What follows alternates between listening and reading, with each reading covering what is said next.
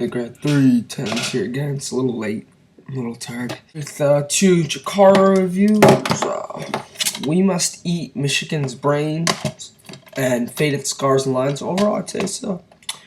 It's a pretty good double shot from Chikara. I mean, night 1 I thought was really, really good. And I thought night 2 was actually great. So yeah, let's get to night 1. We Must Eat Michigan's Brain. Really, what I liked about this card was this whole card was every match was at least good, except 2, which would be Greenhead versus my Quackenbush, which was, you know, it was teacher versus student kind of thing. In fact, even after the match, my Quackenbush even taught Greenhead how to properly reverse a sharpshooter in the ring in front of the fans.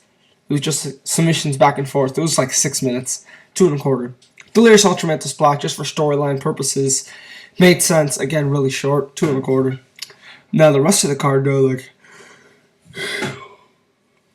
Super Smash Bros. Versus the Colony, I thought was a lot of fun. Really good. Really enjoyed the match. Expect a little more though. Donst versus Frightmare, I thought was really fun. Like Frightmare was in the crowd, knocked out because he was taking the count out, and the fans actually grabbed Frightmare and put him back in the ring. Donst, because he knew he was fighting Brian Danielson the next night, would do his whole "I have until 5" gimmick. And he won the match, actually, Donst did, by taking a tie. And he put Frightmare in a Kikina clutch, but he had the tie around Frightmare's neck. But the ref couldn't see it because he had his arm there. And so, yeah, that's how he won. And it was very, very funny. I really enjoyed that match, 3 1/4. Eddie Kingston versus Brian Danielson. I thought this would be a lot better. It wasn't, but it was still very good. Very, very good. I would give it 3 1/4 through 3 1/2. I don't know. It really depends on what you like. I just thought this match would have been really, really great, and just a little let down. Probably shouldn't have been seeing its place on the card. 4 from the top. Lince, Dorado, and Pinkie versus Osirian Portal. I thought this was the second best match of the night. It was so much fun. This match was so much fun to watch. Osirian Portal are just awesome. Very underrated, I think, at Chikara. I think that you think of the best teams, like people, because these people haven't really been in Campeones de Parejas contention in a while because they don't get more than 2 points at a time. I think they get 1 point and then they lose. Like people see the futures now, they see F.I.S.T, they see the Colony. And I think as for this whole year at least, Osirian Portal's kind of been getting the cold shoulder, and I don't think it's deserved. I think they are a very, very good tag team. I think they're one of Chikara's better tag teams. I think they always put on great matches. Both guys are great workers within themselves, the Monsters and Ophidian. And I really enjoyed this match. Hate the BDK, but I love their matches. I hated the BDK. Well, I so badly wanted Osirian Portal to win. Didn't get my wish, but still. 3 1/2. The Soul Touches versus Aries, Castagnoli, and Tursus. I'm a big fan of the Soul Touches. Always have been. Aries, Castagnoli, Tursus. Claudio.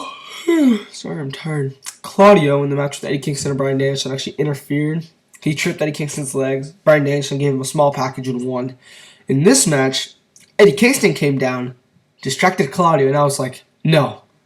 Could it be? Could it be? And then one of the members of the Soul Touch, I forget who, gives Claudio the small package for the 1, 2, 3. I hate this team so much. I hate the BDK so much. I jumped from my chair and went, yes! They lost! BDK's never lost. Now, Donst, Lince, Dorado, and Pinkie Sanchez did lose at King Trios Night 2. Lince, Dorado, and Pinkie Sanchez lost to, or it might have been Lince, Dorado, and Donst. They lost to the Futures now at Anniversario Zen. And Pinkie Sanchez, Daisy Hayes, Torsus, and Lince, Dorado. No.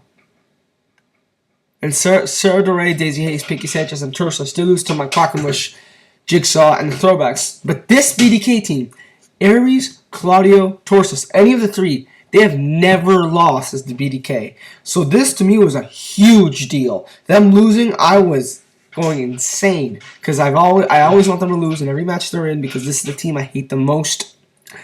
And thankfully, I did get my wish. The Soul Touchers did win, which shocked the fuck out of me. But I'll see where it goes from here. We'll see what more comes out of it. But yeah, that was also a very good match. I give it 3 1/4 as well. A lot of 3 1/4s in this card. And the main event, the Futures now 3.0 versus Unstable and F.I.S.T. I thought this match was very good.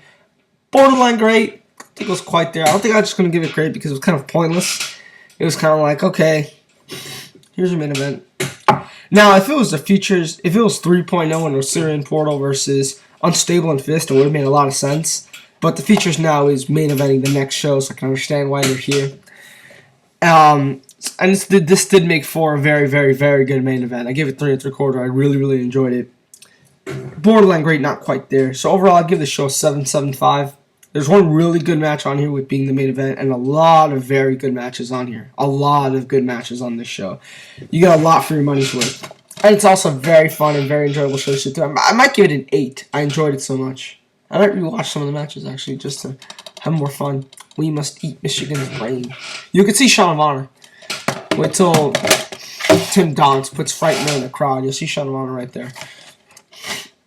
Faded Scars and Lines. I think this is a great show. This is one of the rare Chikara shows that I would give above an 8 out of 10.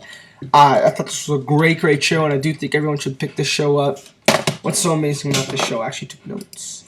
Player Dose versus Torsos. Your typical squash. Well, I do think, you know, Player Dose was Chikara, voted by Chikara fans the wrestler of the year. I think having him fight every 3 shows and then squash wrestling against Torsos is kind of not properly using his ability, but I still thought he did very well in his role here.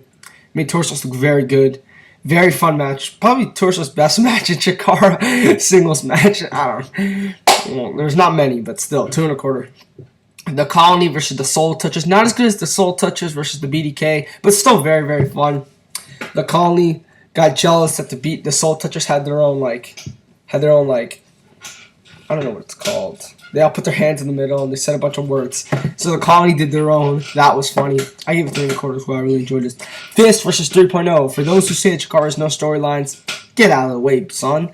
Because this match has been building for a few months now, actually. Quite off the record. You know, more on the Chikara blogs. 3.0 debuting as 3.0 and F.I.S.T calling them losers. Stuff like that. Little bits here and there. I really liked it. I gave it 3 1/4. Shane Matthews is hilarious. 3.0 is slowly becoming one of my favorite teams. They are so funny in the ring. There was a point where Scott Parker was getting worked over, and Shane Matthews actually got the crowd to chant, "Defense!" And Shane Matthews did like 7 straight head scissors, and he kept saying, "Head scissors! Head scissors!" And he got the crowd to chant it. Very fun. I would give it 3.5. I just thought the 3.0 kind of botched their last 2 big moves, their finishing moves. And I'm like, no. Really hurt the match for me, but still, 3 1/4. Really enjoyed it. Johnny Gargano, player Uno. Really fun. Johnny Gargano is very good in the Indies. All his matches are a little different from each other. He likes to use different styles, and I really appreciate him for that. Not much to talk about here. 3 stars. Team Frightening, my Quackenbush and Frightmare versus the BDK. This had a great, great ending where, maybe I won't ruin it. Very, very, very fun match. I like the aftermath when the BDK are beating up Mike Quackenbush when Ultramantis Black came out with a chair and chased them away. And Ultramantis and Mike Quackenbush just kind of look at each other, and Ultramantis Black leaves. When, you know, Ultramantis Black used to be like top heel in Chikara, everything Mike Quackenbush opposed, and now they're kind of realizing, you know, the BDK is taking over. We got to do something about it. This was a very, very good match. Probably the 3rd best match of the night. I'd give it 3.5. I really did enjoy it. Mike Quackenbush is just awesome, and Frightmare as usual is very, very great. Eddie Kingston versus Delirious. Worst match of the night in my opinion, because squash was a squash. But still, 2 3/4. I enjoyed it, I guess.